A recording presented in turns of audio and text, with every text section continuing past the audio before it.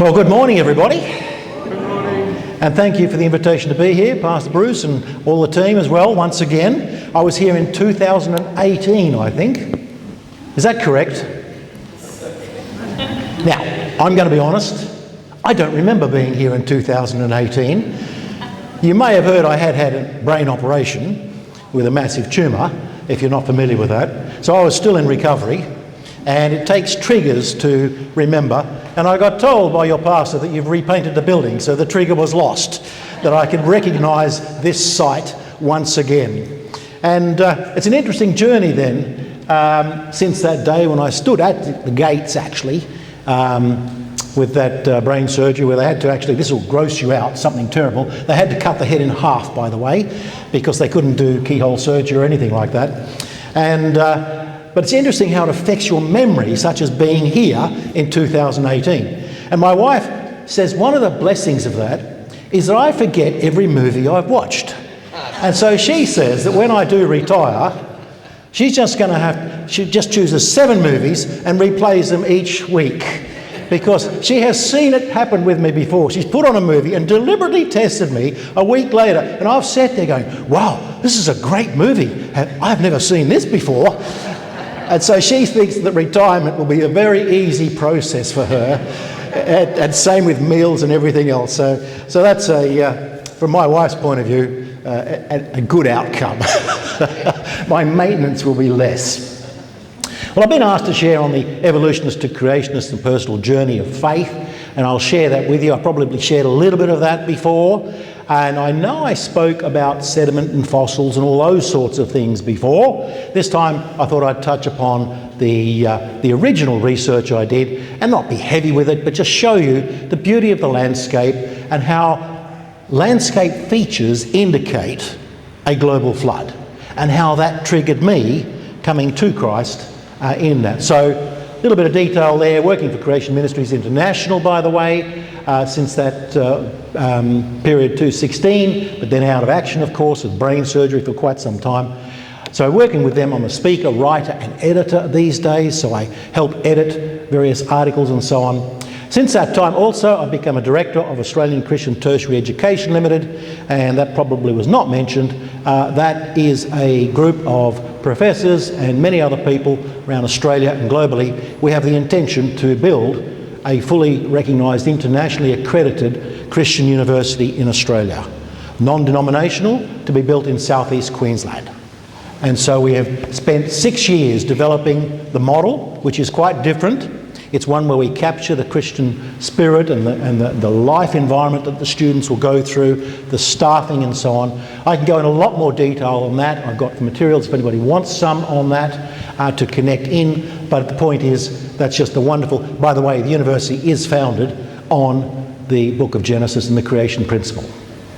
And all staff, by the way, this is fascinating, ASIC, the Australian Security Investment Corp, or whatever, the government has approved that all teaching staff must be Christians and must agree to the statement of faith, which includes creation. Isn't that incredible? You would think that today they wouldn't, but they did. So they've opened the door for us now to begin the actual developmental phase, which commences this year.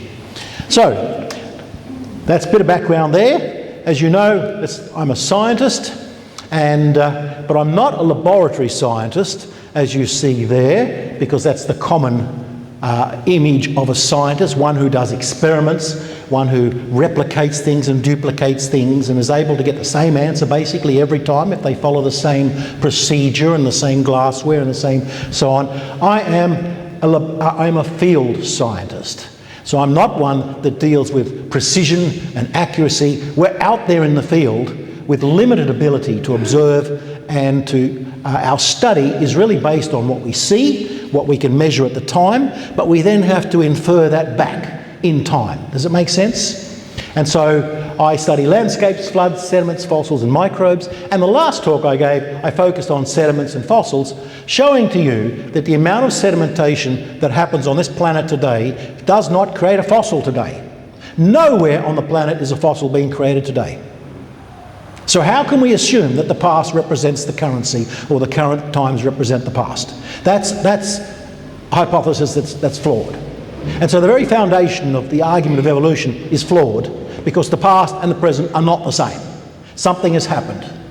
Something big has happened that changes all of that. So I thought I'd talk today about the landscapes themselves, which also indicate that there was a catastrophic flood, and bring you up to speed with some interesting research that I've done since I was here last and is now being published. Can't be published, even though it's a major discovery, in secular journals, because I'm now not allowed to publish in secular journals, even though I was a previous professor in university. I held professorships in Europe, China and elsewhere, Australia, but I'm no longer allowed to write in secular because I will not accept, and they know I will not accept, their fundamental hypothesis that you must not incorporate God or any biblical notes into your message. And so I can't publish with them. So I publish with Creation Ministries International. Bit of background there. As I said, I did work in China. I worked there for 10 years. My Cantonese is quite poor, but it got me around.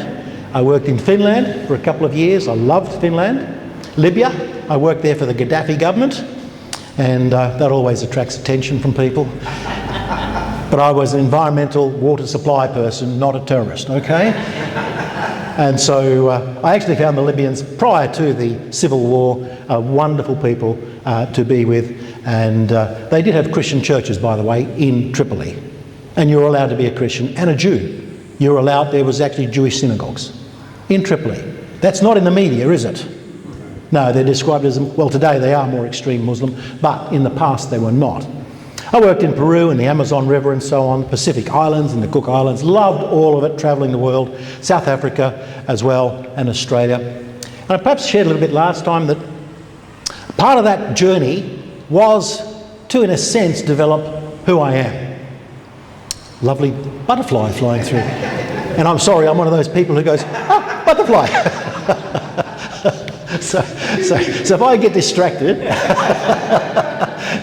you know, and I put it down to brain surgery, not age, okay? So it's good excuse, yes. That's my excuse all the time, okay? So that's all good. So part of that journey was to discover who I am, because I was raised in a dysfunctional home with a lot of violence, a lot of alcoholism and so on.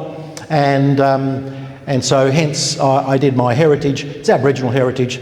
I decided to hit the road and go wandering, and I decided to wander the world to find out who I am and so on, which was interesting. And so when my first country to go to was Finland, and the Finnish men basically don't speak.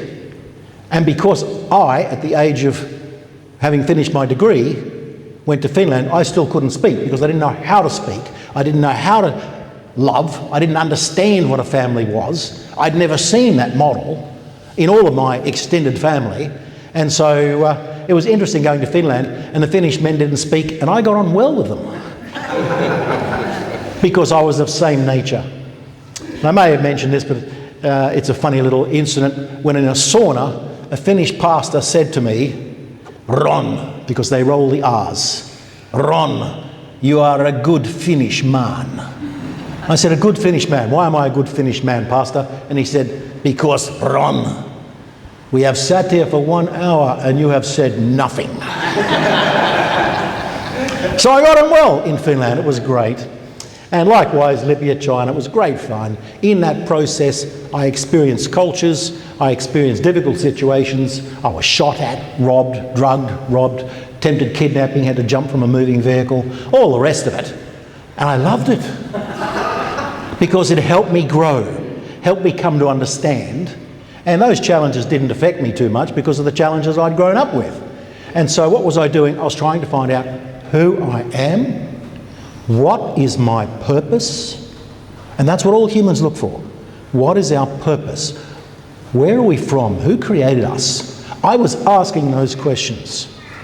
And it took a long journey because I would not accept the answer that many people gave me through Christ, through a study of the Bible. Because why?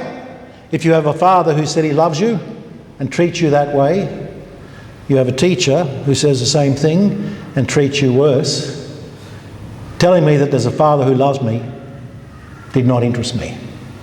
And so I was not listening to that message. It was interesting that it was the science that brought me to Christ. Isn't that fascinating? Yet the media today says that's not possible.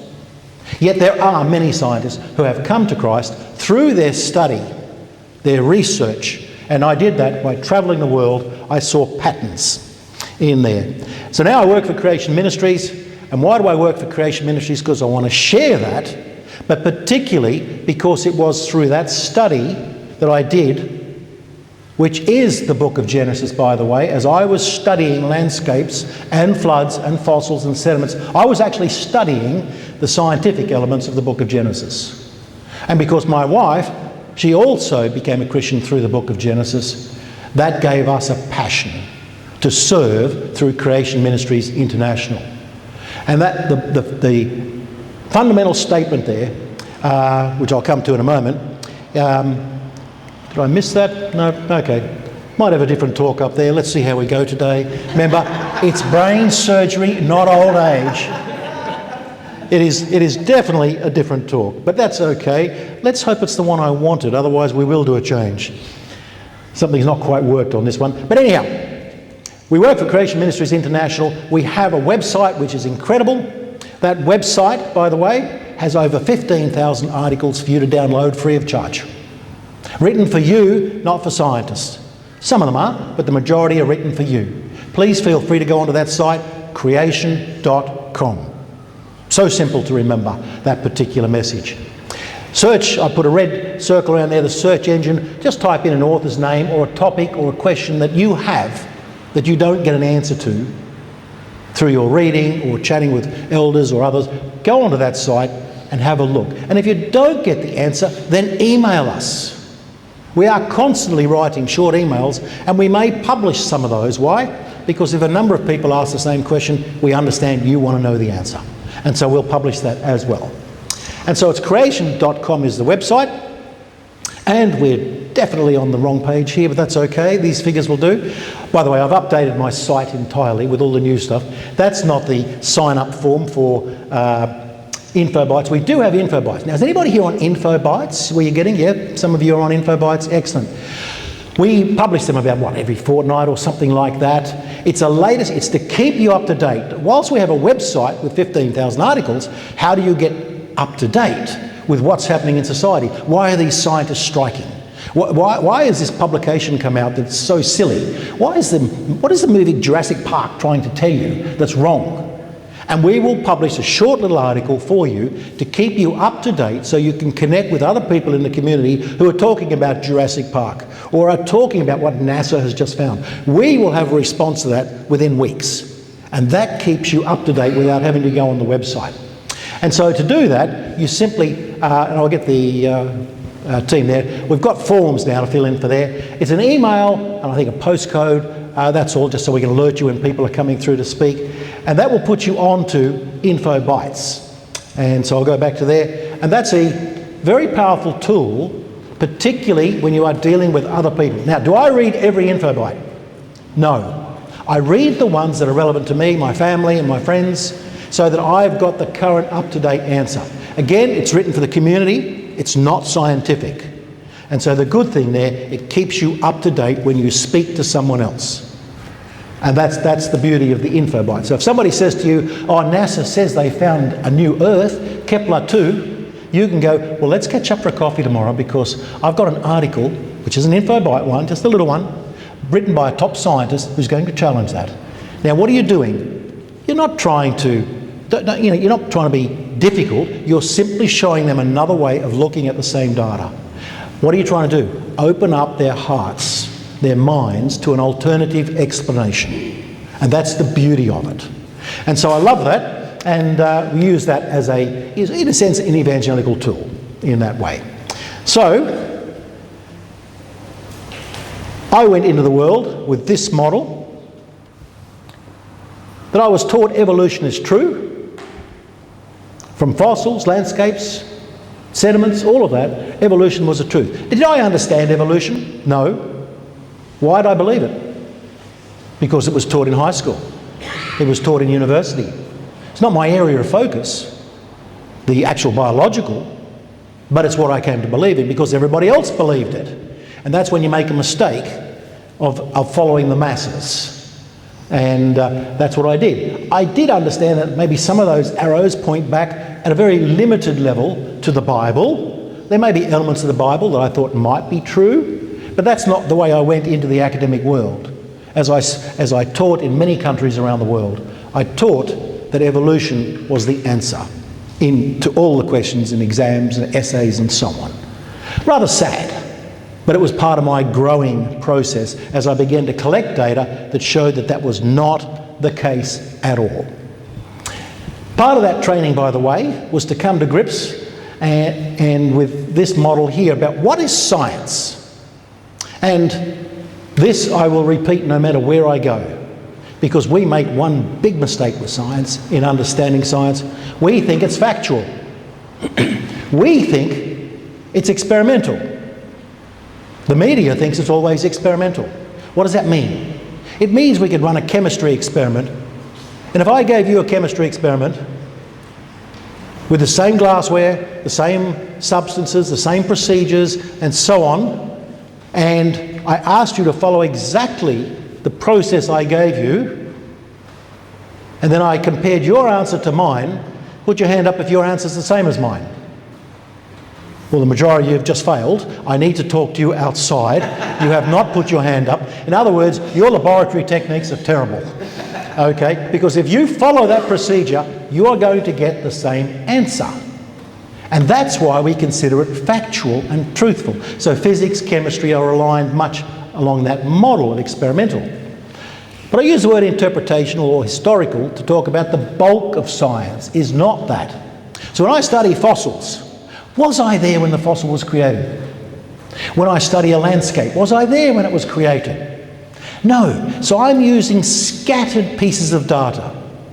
Can I replicate that? Can I recreate the plateau or the Grand Canyon? Can I do that? No, I can't. I have to use my interpretation, which is based on so many things that scientists will not admit. It's based on your culture, it's based on your faith, it's based on your social, economic situation, it's based on your education, it's based on all of those things. It's not factual. I tested that, not to prove this, because I didn't quite understand this, but a professor taught me this. I gave a seismic image to 5 seismologists. They're the people who understand seismic images, which is an underground image. I gave them, 5 of them, a seismic image, because I didn't understand what it meant. So it's all underground, it's all these layers. Please interpret that for me. Guess how many answers I got? No, I got 7. 2 of them had a bit of an identity crisis, but anyway. The point being there is that which one was correct? Who knows? Who was incorrect? Who knows?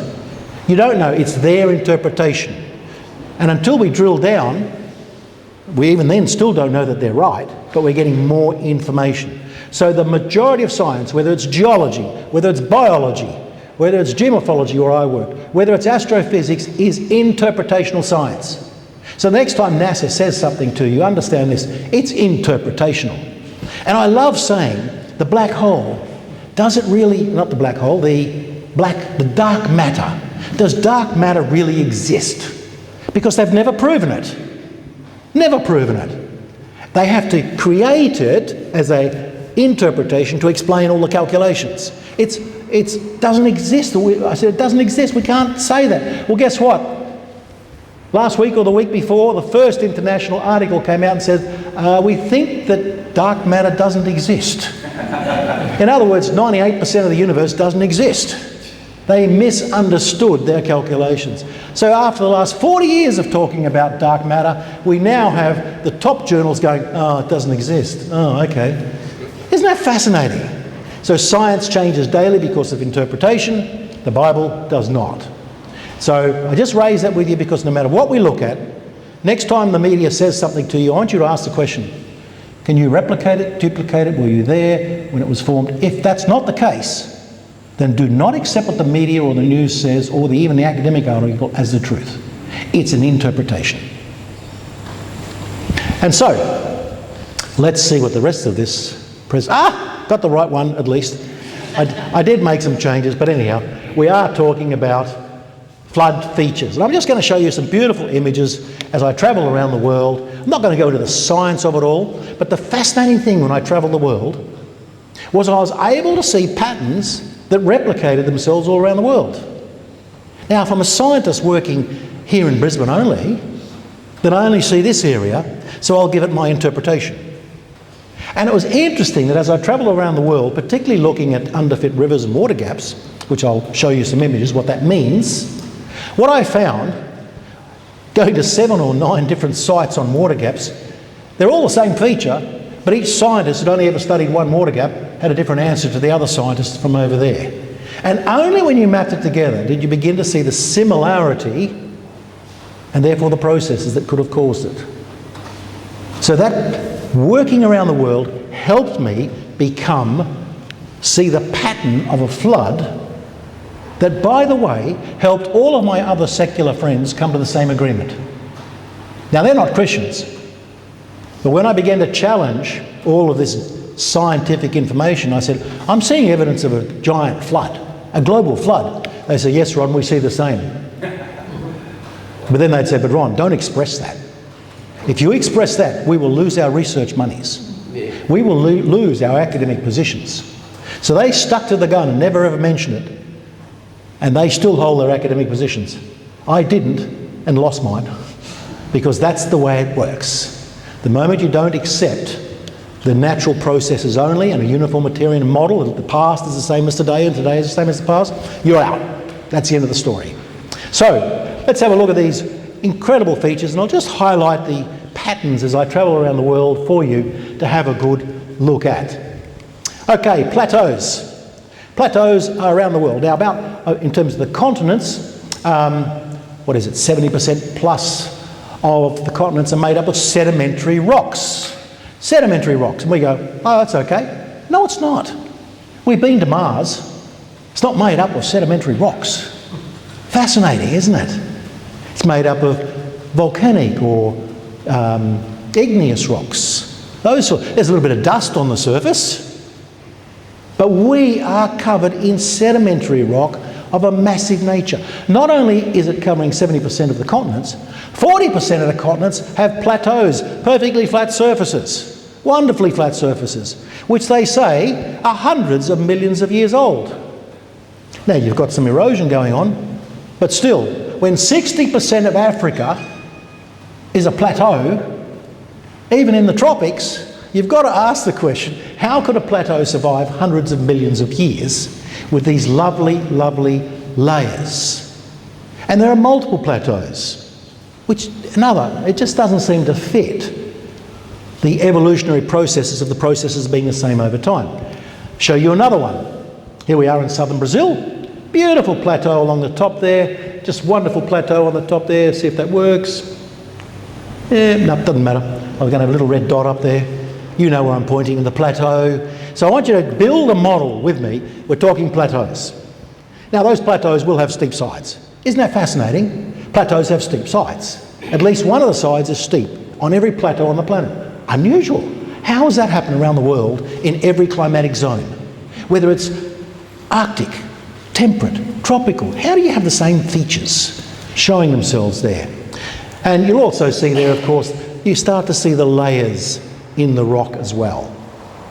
Now, it's those layers that we started to argue that's the plateau because the top rock is resistant. It doesn't weather. It doesn't erode. It's resistant. Oh, it's that soft rock in the middle there. That's what happened. That's what disappeared.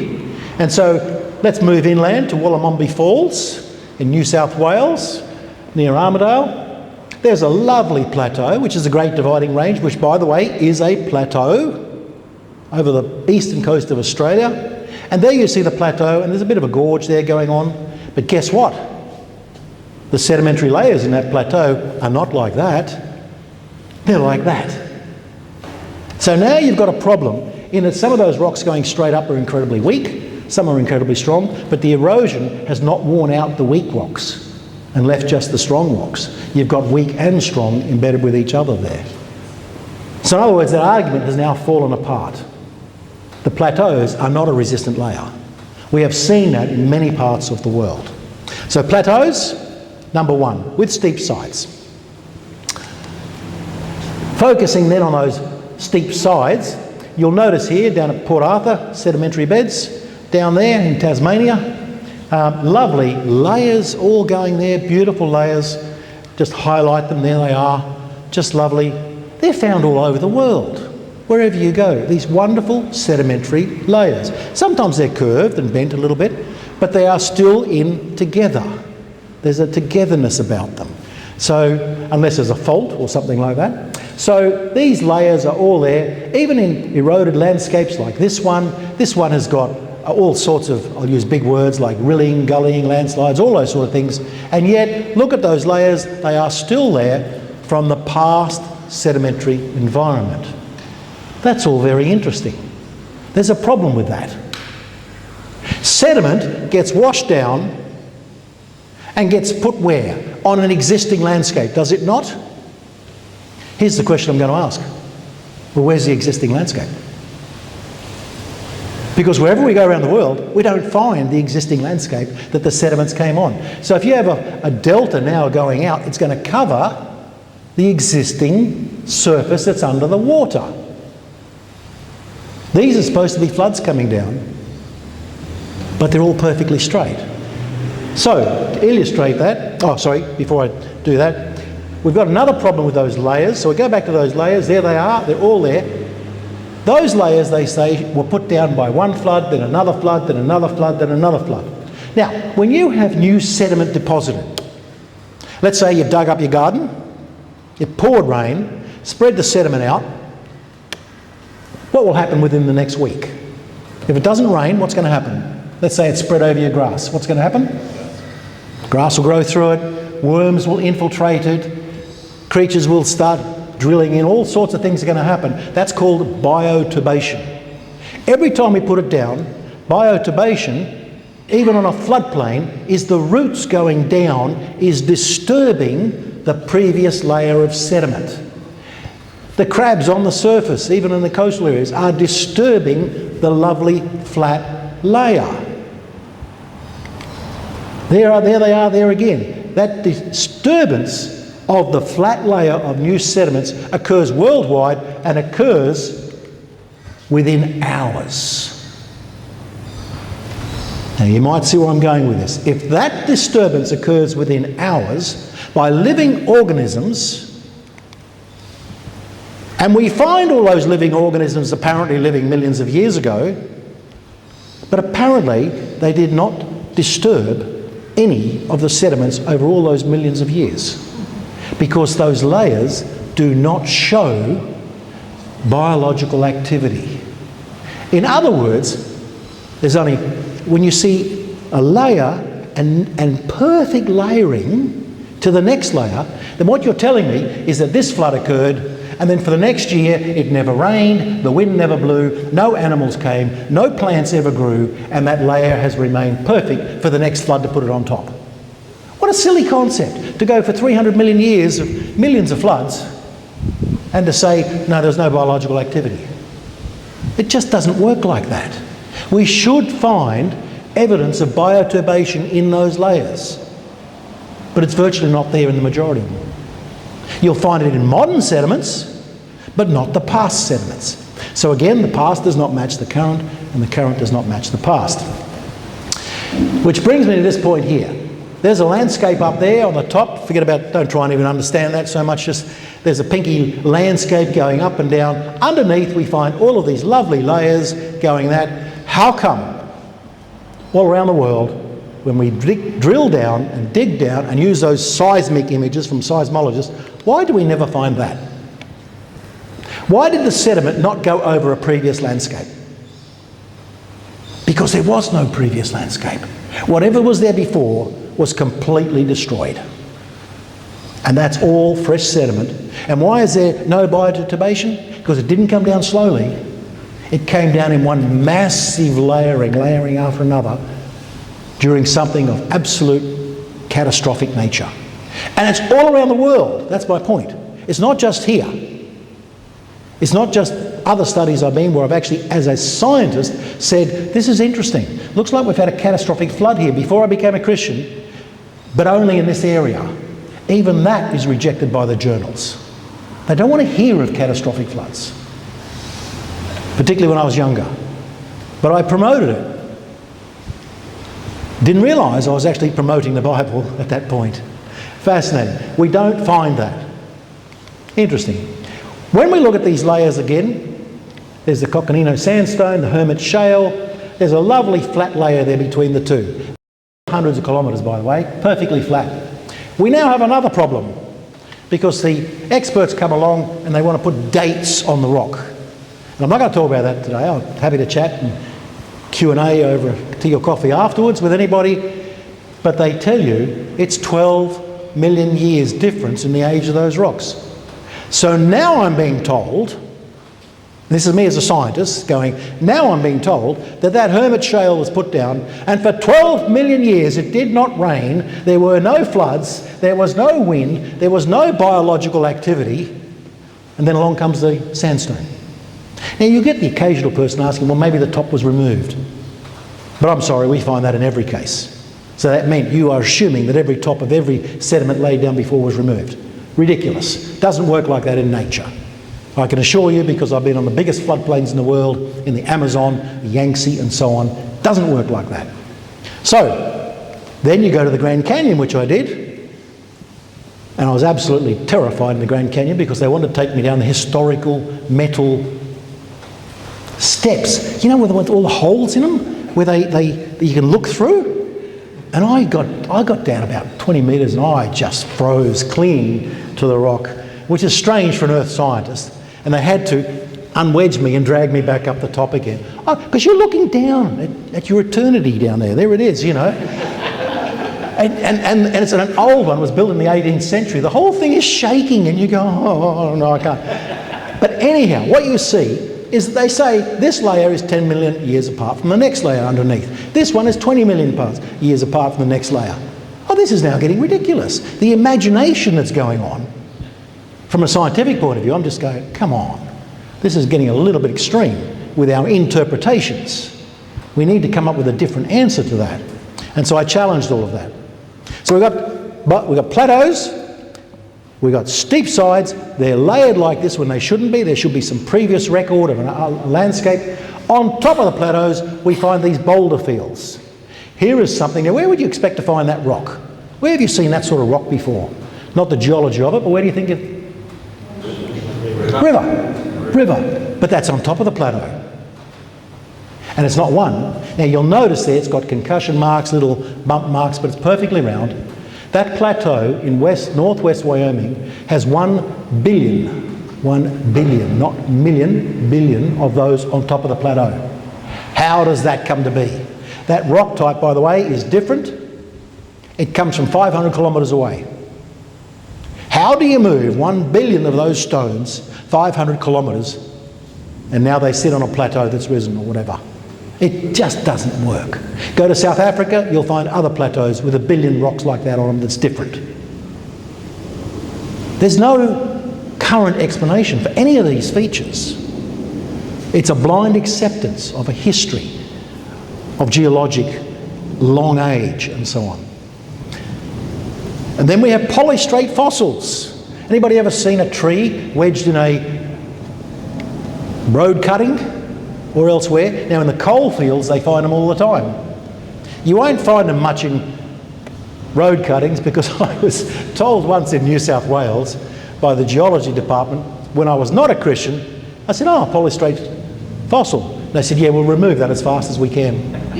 Why? And they said, we just don't like the interpretation that's got. Seriously, the Geological Association was not comfortable with these. Why? Because that's a tree.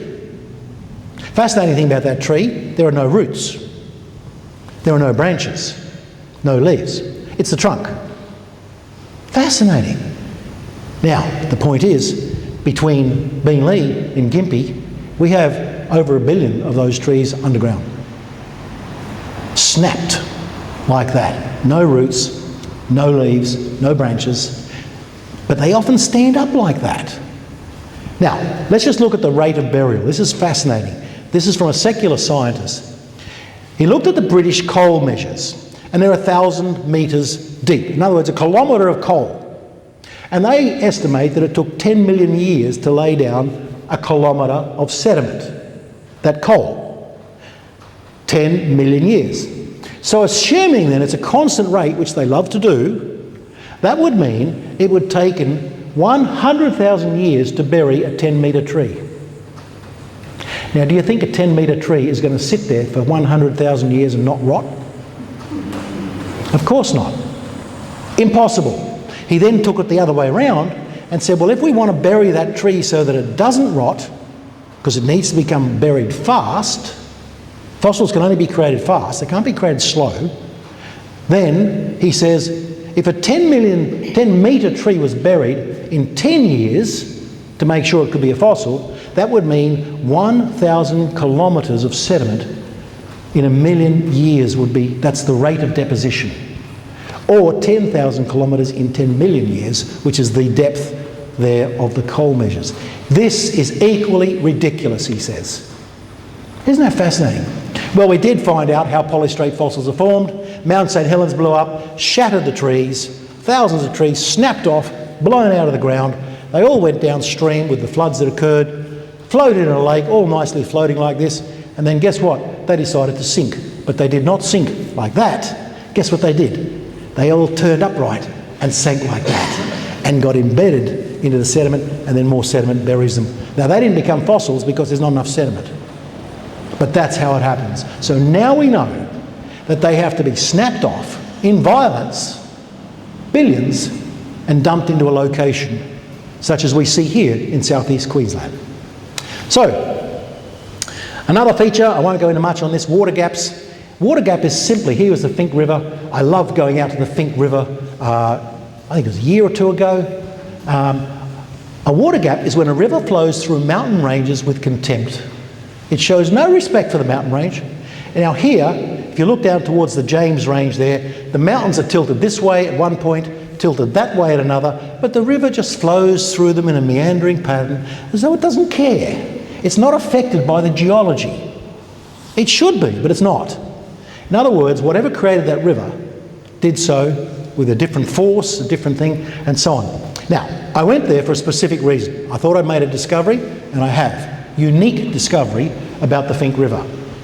Before I tell you that, we went out with a film photographer with a drone. That was great. Went out with a good friend, and we went out into this site. There we are, in that site, and you can see there's the water gap, how the water was just apparently carved through that. But again, if it had taken millions of years, in fact, the Northern Territory Geological Association says that's the oldest river in the world because of the depth. But in reality, why is it still standing upright if it's the older river in the world? Why have those slopes not collapsed? Anyhow, we had a lot of fun until at one stage, this shows, I just want to show you how much a scientist I am. We came down the cliff faces. I came down correctly. He came down, boom, boom, boom, boom, like that. Got to the bottom, he said, I really can't walk much anymore. And I said, oh, that's sad. I still need to go on. You okay here with the dingoes? He said, yeah, I'm fine, okay. So I wandered off for another couple of hours, got some more photography, such as this, by myself, came back, and he was still sitting there. He was okay. See, us scientists will do anything to discover something, even if it means sacrificing a friend, you know. So, and in the end, we got together and we had to drag him back to the car. It was good fun, but here's the point. That's the active water gap. Now, you're going to see this coming out in the magazine, and then in one of either the next issue or the one after. I've written it up. This is unique in the world. Why? There's water gap, but it's not the current one. It's a past one. It is the only water gap in the world which has two pathways. And not only does it have two pathways, it crosses itself 10 times.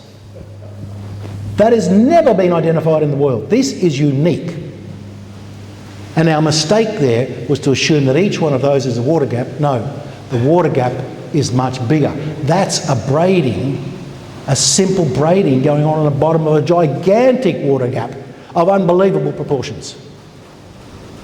So it's being published in the magazine. It's already been published in the journal. Yep, it's already in there, which you can have a look at online. That's more scientifically written. So it's in that particular issue. I think it's volume 32, something or other. 34, number 1. You can have a look at it, or just type Neller in the thing and have a look at it. But it's coming out as a community to read article, and it's already been accepted by the magazine. So the next issue or the one after, you're going to see a major discovery, never before recognised in the world, but cannot be published in secular literature. Isn't that fascinating? It'll be published in Creation Ministries International. So, what I'm trying to get here, there's a picture. Plateaus, filled with sedimentary layers, covered with boulders, wherever I went. Big valleys that you saw on the side, and I didn't even touch upon that. Water gaps that just carved through with contempt over the geology, all indicate one thing. When you put them all together, your interpretation cannot be other than catastrophic flood occurred, and because I saw them worldwide, I had to come to the conclusion a catastrophic global flood occurred. Isn't that interesting as a scientist? Did I get into trouble for saying that? Serious trouble. But it turned my view around. That whether I looked at rates and distribution or volume of frequencies of sediment landscapes, whether I looked at abundance, sorting, roll-ups, whatever I looked at, pointed back to the Bible and the book of Genesis, not to evolution. Did that change me?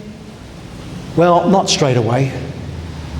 Because as I said, my background was one to not accept or serve Christ. Did I tell you the story of how I came to Christ last time? We call that operation. No.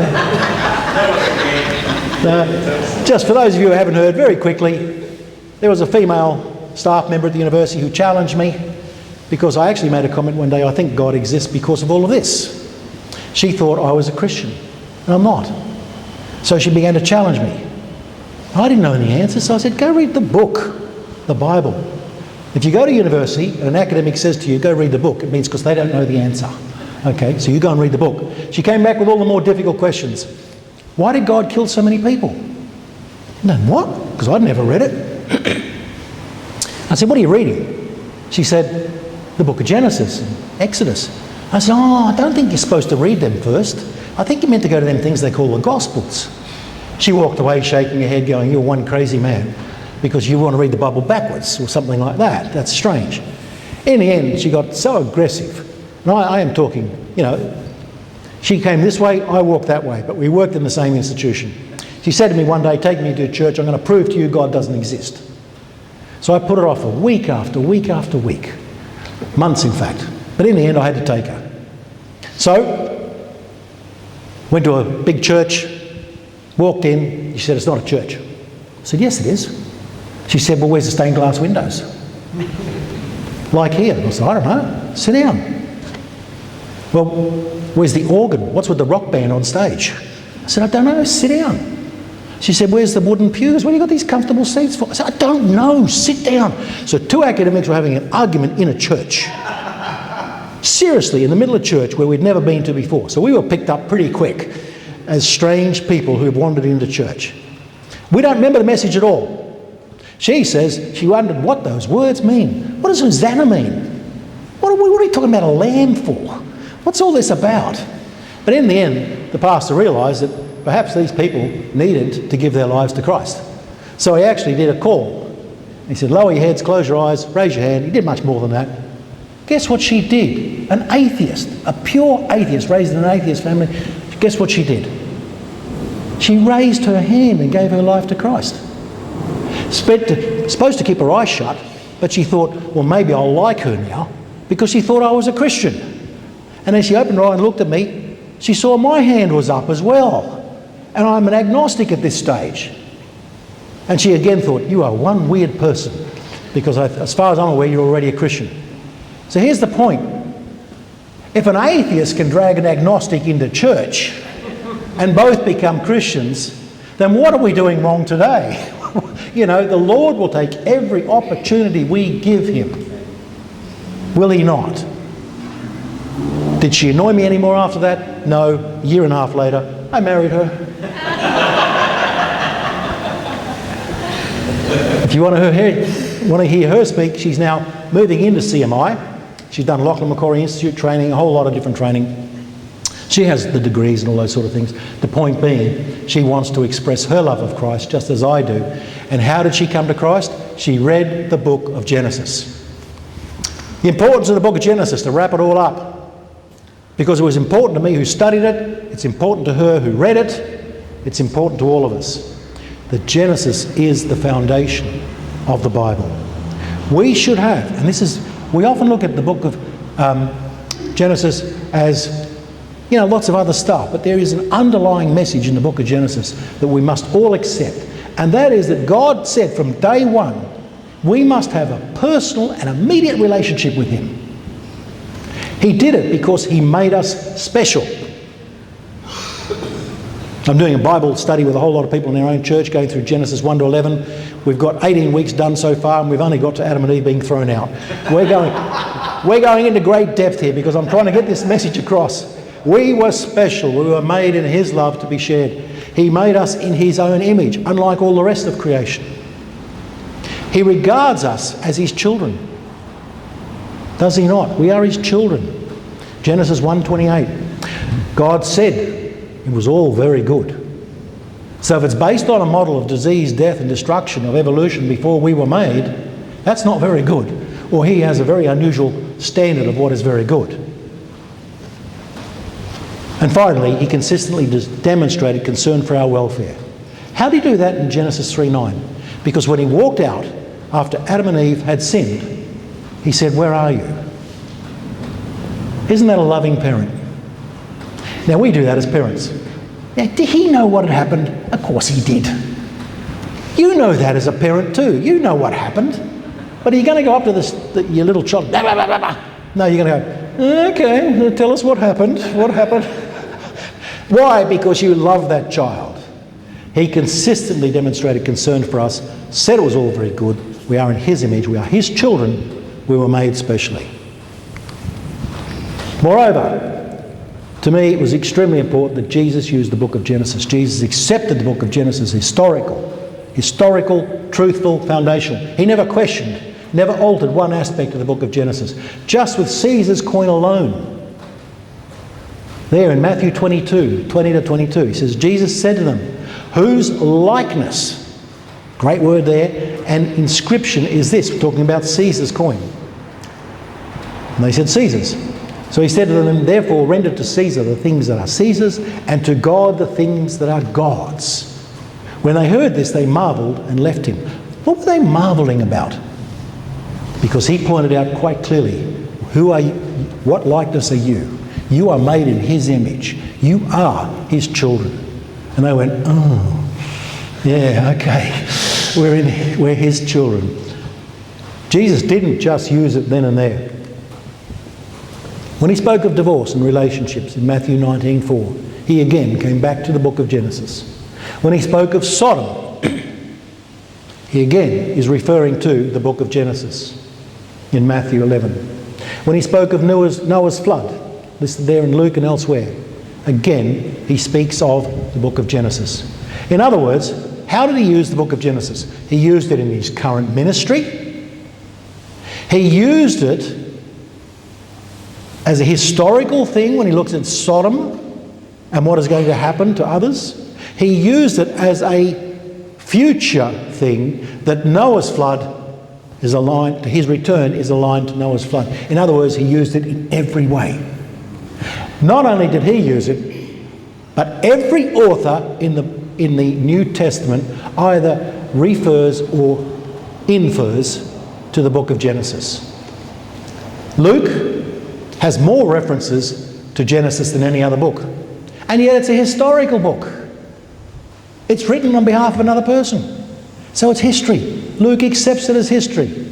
John, overly theological, yes. But what does he do? The very beginning goes back to creation.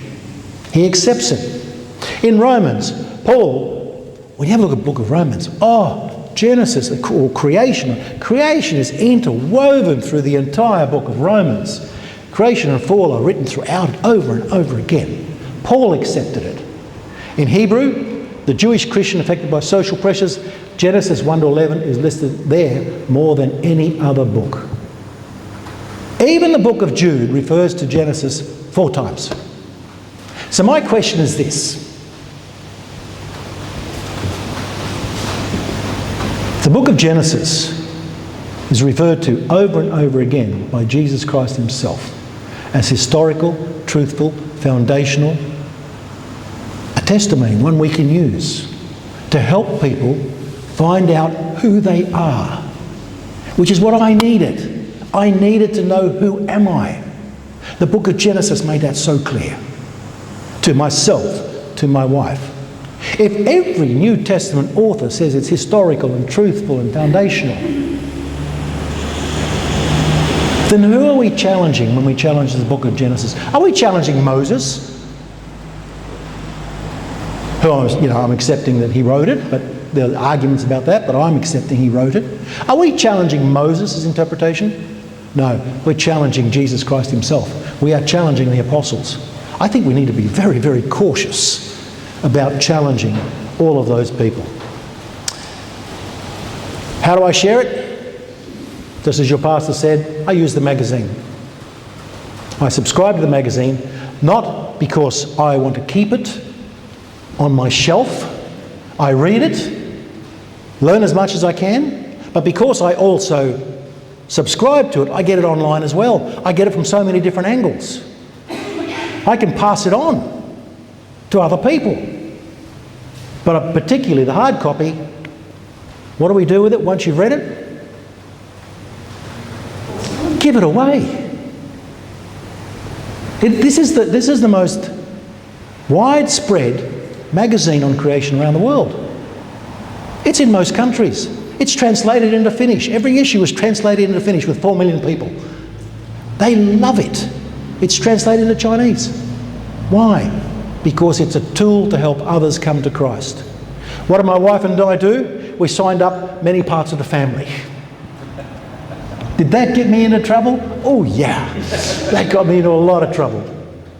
Particularly with my, mother and father-in-law. I signed up. I didn't get spoken to for 6 months. Until there was an incident when my father-in-law fell off a ladder.